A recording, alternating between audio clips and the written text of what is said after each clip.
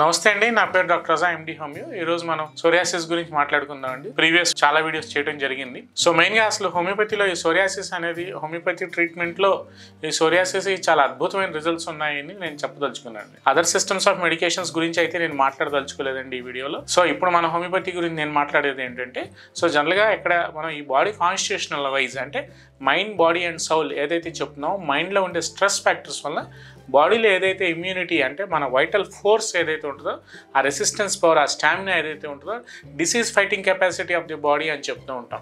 ఈ disease fighting capacity of the individual అంటే ఆ వ్యాధి నిరోధక శక్తి తగ్గిపోయినప్పుడు అతను ఆ వ్యక్తి, అది whether it is male or female, ఆ ఇండివిజువల్ అనేక రకాల దీర్ఘకాలిక వ్యాధులకు బారిన పడి రకరకాల డిసీజెస్ కొని తెచ్చుకుని ఇబ్బందులు పడే వాళ్ళు చాలా మంది ఉన్నారండి ఈ రోజుల్లో. సో దీంట్లో మనం డే టు డే ప్రాక్టీస్లో కామన్గా చూసే కండిషన్ ఏంటంటే సోరియాసిస్. సో జనరల్గా ఈ సోరియాసిస్లో చాలా టైప్స్ ఉన్నాయండి. నేను ప్రీవియస్ వీడియోస్లో కూడా చెప్పడం జరిగింది. స్కాల్ప్ సోరియాసిస్ అని, గట్టెడ్ సోరియాసిస్ అని, పామర్ సోరియాసిస్ అని, ప్లాంటార్ సోరియాసిస్ అని, పస్ట్యులార్ సోరియాసిస్ అని.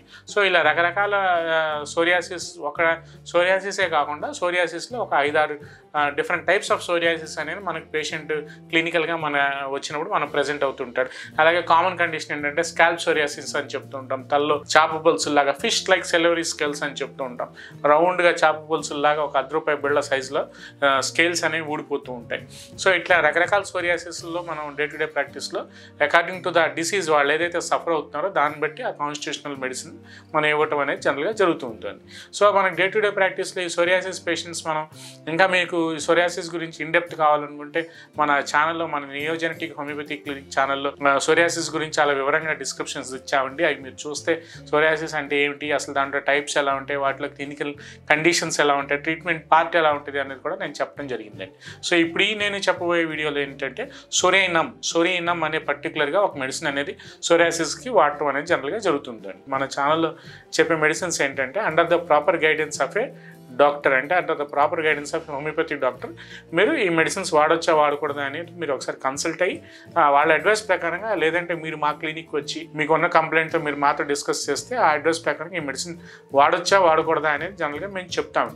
కానీ ఇప్పుడు ఈ వీడియోలో మీకు చెప్పడానికి మెయిన్ ఇంటెన్షన్ కానీ మోటో కానీ ఏంటంటే, సో ఈ హోమియోపతిలో ఈ డిసీజ్కి ఈ మెడిసిన్ ఉంది అనేది చెప్పటం అనేది నా ఇంటెన్షన్. సో బేసిక్గా దీంట్లో మనకి సోరియినమ్ అని చెప్తూ ఉంటాం. సో సోరియినమ్ అసలు వ్యక్తి ఎలా ఉంటాడు, సోరియినమ్ ఇండివిజువల్ ఎలా ఉంటాడు. సో సోరియినమ్ ఇండివిజువల్ పర్టికులర్గా సోరియాసిస్ ఇండివిజువల్స్కి, సోరియాసిస్ పేషెంట్స్కి ఇవ్వటం అనేది జనరల్గా జరుగుతుందండి. ఇందాక మనం ఫస్ట్ స్టార్టింగ్లో మనం మైండ్, బాడీ అండ్ సోల్ అనుకున్నాం కదా. ఈ మైండ్, బాడీ అండ్ సోల్లో ఈ సోరియినమ్ యొక్క మనస్తత్వం ఎలా ఉంటుంది అంటే, ఇతను చాలా వైలెంట్గా ఉంటూ ఉంటాడు. సో ఎంత వైలెంట్గా ఉంటూ ఉంటాడంటే, అతను ఆ డిసీజ్ ఎంత వైలెంట్గా ఆ బాడీ మీద వస్తూ ఉంటుందో అతను మానసిక స్థితిగతులు కూడా అంతే వైలెంట్గా ఉంటూ ఉంటాయి. ఎక్కడ నిలకడ అనేది ఉండదు, ఒక చోట కూర్చోలేడు. విపరీతమైన కోపం, విపరీతమైన గుండెల్లో దడ, విపరీతమైన యాంగ్జైటీ. అసలు యాంగ్జైటీ ఎంత యాంగ్జైటీ ఉంటుందంటే, అసలు ఆ యాంగ్జైటీకి అతను ఉండే వైలెన్స్కి ఎక్కడ మ్యాచ్ అవుతూ ఉండదు. కానీ అంతే బద్ధకం, అంటే శారీరక శ్రమ అనేది వాళ్ళు చేయటానికి, లేదంటే ఏదైనా ఒక పని చేయటానికి కానీ, లేదంటే కనీసం వెళ్ళి ఒక ఫ్రిడ్జ్లో నుంచి తీసి ఒక గ్లాస్ ఆఫ్ వాటర్ తాగడానికి కూడా వాళ్ళకి అంత బద్ధకం అనేది ఉంటూ ఉంటుంది. అంటే అంత లేజీనెస్ అనేది ఎక్కువగా వాళ్ళలో ఈ సోరియినమ్ ఇండివిజువల్స్లో కనిపిస్తూ ఉంటుంది. అంటే శరీరానికి శ్రమ పెట్టడం వాళ్ళకి ఇష్టం ఉండదు. ఏదైనా సరే వాళ్ళు కూర్చుని చోట్లోనే అక్కడే వాళ్ళకి ఆ పనులన్నీ అయిపోవాలి, అన్నీ చేతికి తెచ్చి అందించాలి. సో వీళ్ళల్లో ఏంటంటే విపరీతమైన దుర్గంధం, విపరీతమైన అఫెన్సివ్ వాసన, నీసు వాసన లాంటిది ఈ సోరియాసిస్ ఇండివిజువల్స్ నుంచి ఎమిట్ అవుతూ ఉంటుంది, అంటే వస్తూ ఉంటుంది. విపరీతమైన చేప, మనం ఫిష్ అనేది క్లీన్ చేయడం, లేదంటే ఫిష్ మార్కెట్కి వెళ్ళినప్పుడు మనకు ఒక రకమైన వాసన ఎలా ఉంటూ ఉంటుందో ఆ రకమైన వాసన, అంతకంటే ఇంకా నీసు వాసన అనేది ఈ సోరియినమ్ ఇండివిజువల్స్లో వస్తూ ఉంటుంది. సో ఈ సోరియాసిస్తో బాధపడి అతను మన క్లినిక్ వచ్చినప్పుడు ఇట్లాంటి అఫెన్సివ్ ఫౌల్ స్మెల్లింగ్ డిశ్చార్జెస్ అని చెప్తుంటాం.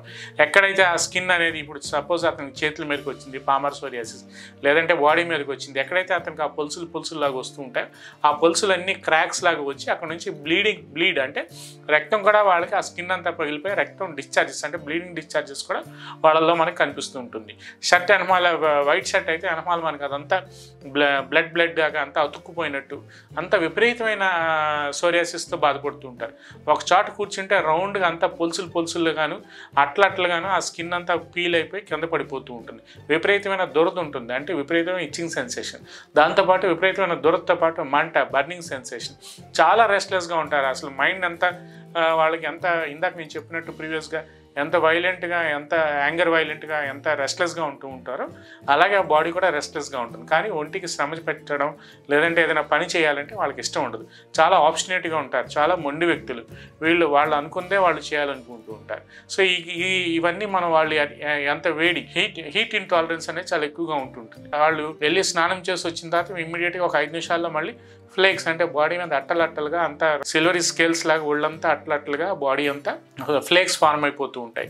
సో మళ్ళీ ఒక 10 నిమిషాల తర్వాత మళ్ళీ వెళ్ళి ఆ పోల్స్లు ఏవైతే ఉన్నాయో ఆ అట్టలట్టలుగా ఆ స్కిన్ అంతా పీక్కోవటమో లేదంటే బాగా విపరీతమైన దురద పుడితే గోకేసుకోవటమో జనరల్గా వీళ్ళు చేస్తూ ఉంటారు. సో ఇవన్నీ చాలా క్లినికల్గా టిపికల్గా మనకి సోరినం ఇండివిజువల్స్లో కనిపిస్తూ ఉంటుంది. అలాగే ఒక సొరైనమే కాకుండా హోమియోపతిలో దీంట్లో మనకి సోరియాసిస్తో బాధపడే వాళ్ళకి సిమ్టమాటిక్గా మనం ఇవ్వాలి అనుకుంటే ట్రీట్మెంట్ మాత్రం గ్రాఫైటిస్ అని, హెపార్సల్ఫ్ అని, బెరెటకార్బ్ అని, బెల్లడోనా అని, మెర్కార్ అని, మెర్క్సాల్ అని మెడిసిన్స్ కూడా మనకు హోమియోపతిలో సిమ్టమాటిక్గా అవైలబిలిటీలో ఉన్నాయి. కానీ మనం ఇచ్చే మెడిసిన్ అంతా ఏంటంటే జెనెటిక్ కాన్స్టిట్యూషనల్ సింప్లిమమ్ అంటే మనిషి యొక్క మానసిక స్థితిగతులు బట్టే మనం ట్రీట్మెంట్ ఇస్తూ ఉంటాం కాబట్టి సో ప్రతిదీ ఈ మెడిసిన్ అనేది క్లినికల్గా ఇండికేట్ అవుతుందని నేను చెప్పదలుచుకోలేను. సో దీంట్లో మనం పొటెన్సీ అడ్జస్ట్ చేసి తద్వారా మనం ట్రీట్మెంట్ ఇవ్వడం అనేది జనరల్గా చేస్తూ ఉంటామండి. నమస్తే.